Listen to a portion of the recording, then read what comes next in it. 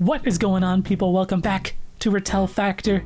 Last night, I went and watched the new horror movie, Halloween. I'm a gigantic fan of the 1978 original, and I was very, very excited for this movie because you got Jamie Lee Curtis, who's back, you got John Carpenter, who's involved in this one again, and then guys like Danny McBride producing it, so it was very curious, very cautiously optimistic. And this movie, it's really unique in that it's a direct sequel to the original movie, but it completely axes all of the other sequels. Like, you know, they've killed off Jamie Lee Curtis before, I think twice. They've killed Jamie Lee Curtis twice, once off screen, once in Halloween Resurrection in the opening. You know, Jamie Lee Curtis, she had a son in Halloween H2O, Josh Hartnett. And in this movie, no, she never had a son, she had a daughter.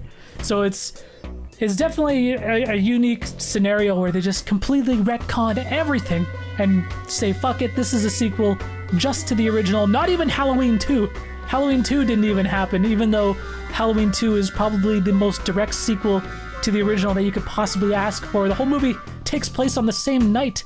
But no, this is, fuck all of that. This is the direct sequel to the 1978 original, and it completely shows they pay so much homage. So I was cautiously optimistic for this film just because of the people involved.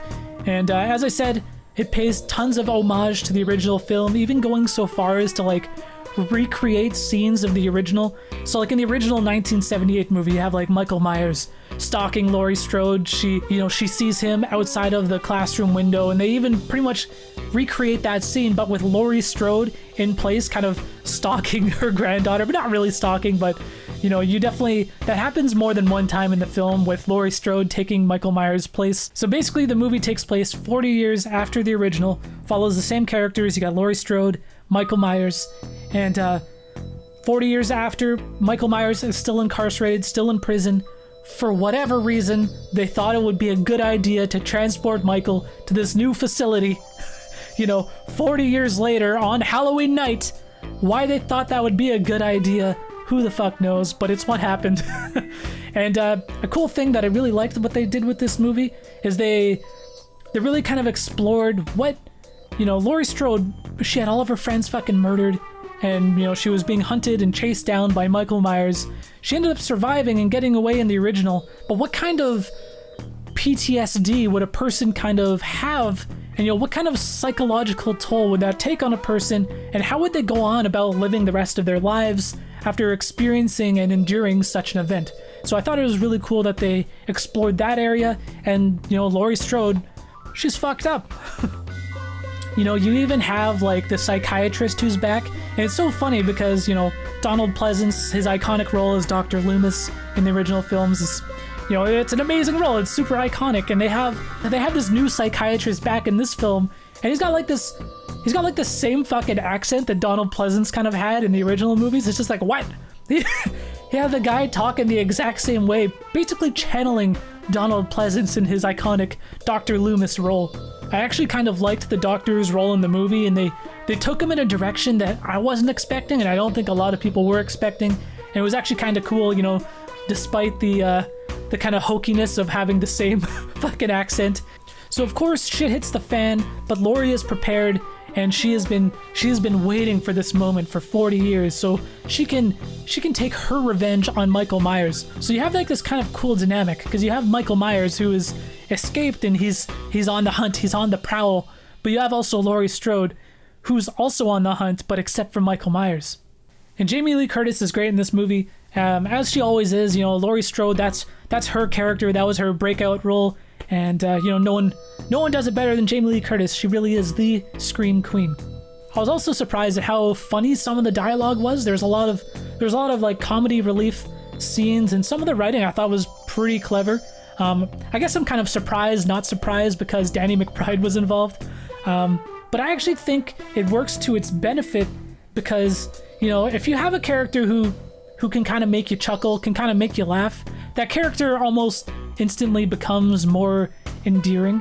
And so having them then go on to get killed or something kind of hits home a little bit more than if it's just some character that you don't really care about.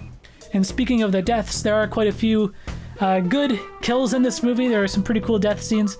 Michael Myers is back. He's got his head tilt that he does. He does it like every time. He does it so many times in this fucking movie. A horror movie trope that I don't really like is, when horror movies just introduce really unlikable characters just pretty much for the sake of getting them killed off. I think this movie does a good job of avoiding that. There's not really a lot of characters that you don't like. I feel like they did a good job of making plenty of the characters endearing, and and that if they get killed off, they happen to get killed off, it kind of makes it, a bit more meaningful. This movie does do the thing of kind of having some situations where the characters kind of make frustrating decisions where, oh man, they had an opportunity to do this, but they didn't do it, or, something like that, and it kind of gets a little grating. I know I was watching with my girlfriend last night, and she got a little frustrated. She's just like, oh, why didn't this person do that? Besides just taking tons of homage, this movie does do quite a few original things as well. There's a cool scene that takes place in like this person's backyard, and they kind of have this cool sequence with like motion detecting lights that I thought was really fun and unique. I also really like the score. I like the title intro sequence. For me, that's always an important part of a film. I don't know why. It kind of just like sets the tone. And John Carpenter's iconic score is back, and I really like the music and the score they had while like chase scenes were happening. I do think that the movie did have a bit of a slow start, and there were some characters that they had that I just kind of wish that they did more with. If I were to say what this movie's biggest flaw is, I think it's that it plays it very, very, very safe, and it pays tons of tribute, which is fine, but it's almost to the point where it does live in the original's shadow just a little bit. The 1978 original film definitely pushed the horror genre forward and created a subgenre on its own, the slasher film. And this movie doesn't do anything like that. Simply a good, solid entry in the horror slasher genre, which admittedly we don't get enough of in modern film. And apparently this movie made a shitload of money over the weekend, so expect to see more Michael Myers in the near future.